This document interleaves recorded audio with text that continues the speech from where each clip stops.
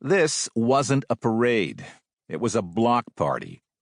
The streets were closed off, and the biggest house in the neighborhood hosted a celebration that became an annual event to kick off summer here in Long Island, New York.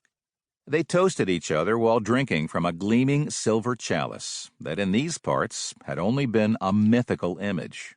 For a fledgling franchise such as the New York Islanders, which was just 2 years removed from near bankruptcy and less than a decade old, it seemed an impossible dream. And for the city folks to the west, longtime fans of the New York Rangers, it had been long a frustratingly elusive one, 40 years to the date without a Stanley Cup. But out in the burbs, the Cup had come to party. It did not come to saunter down the Canyon of Heroes in downtown Manhattan like sports champions and astronauts and others who had been showered in ticker tape and big city lights.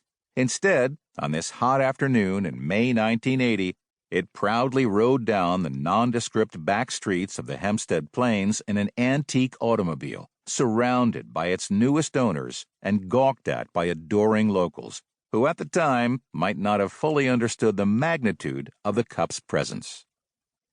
"The further I get away from it," said Jean Nebiosini, a woman from the nearby South Shore town of Valley Stream who lived through those halcyon days, "the more I realize how great it was." Their escort was a few local police on horseback, as well as a host of youngsters giddily riding along on their bicycles. The street was not encased by skyscrapers of the New York City skyline, but instead stretched out lazily and haphazardly under a gigantic canopy of suburban sky. And it was lined with 100,000 screaming, waving, and mostly delirious locals, some of which jumped in front of the parade to snap photos of the shiny icon as it appeared. Long Island doesn't really have a main street or a downtown, but for one afternoon, 2 side roads that once were a part of famed Mitchell Field became just that. It transformed from a dusty, desolate plain with a squat arena dropped into its midst to the heart of a sprawling suburbia that, until then, didn't really know it had one. The New York Islanders were born on November 8, 1971, when the National Hockey League, eager to stay ahead of a newly formed rival league, the World Hockey Association, decided to expand for the 3rd time in 6 years. In 1967, the league doubled from the original 6 teams to 12. In 1970, 2 more teams were added. New York had been owned by the Rangers since 1926, and ironically, it was Rangers president Bill Jennings who helped the Long Island politicians, who were constructing a new arena on the otherwise empty plains in a town called Uniondale, land an NHL franchise.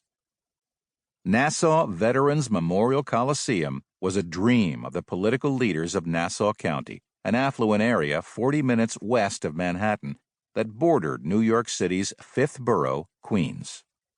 Nassau laid claim to land left abandoned by the United States Air Force, which once used the site as an air base known as Mitchell Field.